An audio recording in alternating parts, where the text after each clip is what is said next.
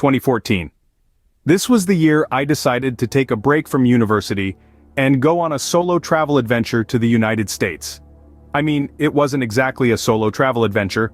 I was traveling alone, sure, but I was going to get to know some family members that I never knew I had. I guess I was just vacationing with some family members. Sounds a lot more boring when I put it that way. Getting there wasn't too bad. I mean, I was late for departure, and as soon as I stepped into the plane, the pilot announced that I had arrived.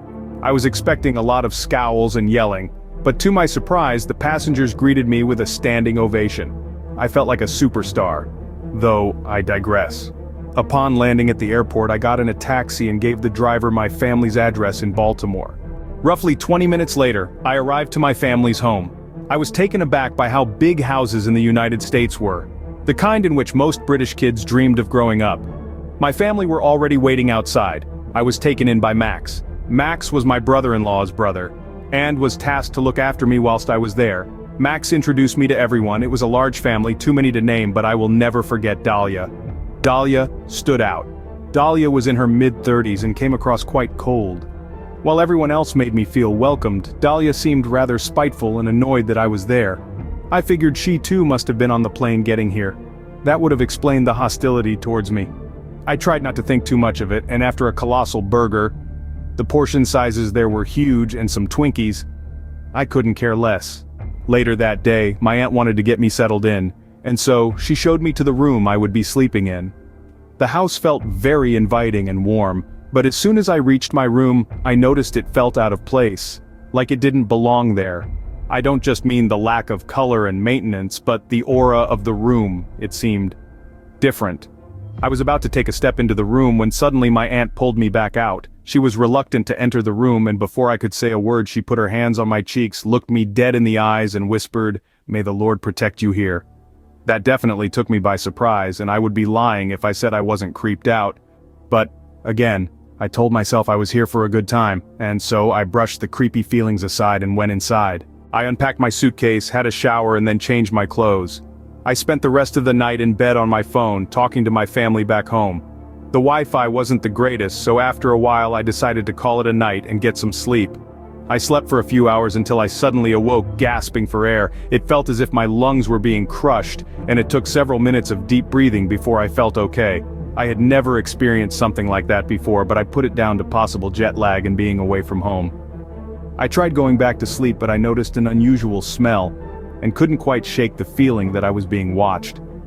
I felt uncomfortable, to say the least. And in that moment, my gut feeling was telling me that something was not right. Restless and unable to go back to sleep, I spent the rest of the night back on my phone scrolling through YouTube. In the morning, I went down to have some breakfast. I wasn't given many options, in fact it was just cereal. I watched my aunt pour in the milk and then sprinkle Lucky Charms on top. I wanted to scream at the top of my lungs, "The milk goes in last." After breakfast, Dahlia's brother Jack took me to a nearby park.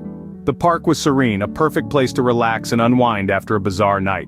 We sat in the sun on a patch of grass with some lemonade and ice cream. Sorry, frozen yogurt. We got to talking and I brought up the odd experiences from last night. He asked me to elaborate. I could see his demeanor change the more I spoke. He looked concerned and then brushed it off, putting it down to being jet-lagged and away from home. I felt violated. I felt as if he penetrated my mind and downloaded my thoughts. I knew he was hiding something. Not long after, we went to get some food before we headed home.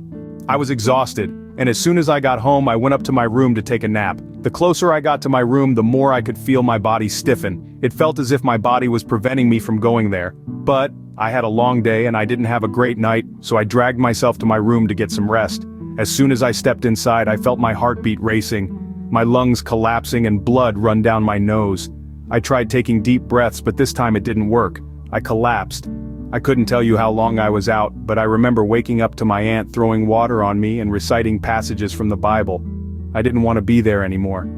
That night, I was made to sleep in the living room, under the eyes of my aunt and uncle. I was relieved not to be alone. The next morning, my aunt wakes me up telling me that Dahlia was taking me out for breakfast. We were going to get pancakes at IHOP. I was ecstatic because IHOP is a place that British people can only experience through social media. I wasn't entirely pleased that I was going with Dahlia, and I could tell that she felt the same. The car ride there was silent. I could hear the static in my ears ringing. I felt so uncomfortable being there that I decided to break the ice. It didn't go too well though. With my pride and self-respect out the window, I began talking to myself about the experiences I was having in that room. I noticed that piqued her interest. I could see a subtle smirk emerge on her face as she slowly turned towards me and snapped, "That room is mine." On instinct, I thanked her for giving up her room. I asked if she too went through something similar. She replied, "When I was possessed." I could feel my world turn upside down and I really didn't want to know more. My curiosity got the best of me and I asked, "What do you mean when you were possessed?" She then told me a demon took refuge in her body. Shaken, I asked, "What has the room got to do with this?" Dahlia replied, "That room has a portal that separates our realm and the realm of the demons. The demons pass through and reside in the room so they can be close to their own realm. That smell, those eyes you feel and those harsh atmospheric conditions, they have taken an interest in you, and now that they know you, they will get you." I didn't respond. I mean, what was I meant to say? I was sat beside a deranged lunatic with no options. My suitcase, my passport, and my money were back in that room. Not only was this not the adventure I had hoped, but I wasn't sure I was traveling solo either.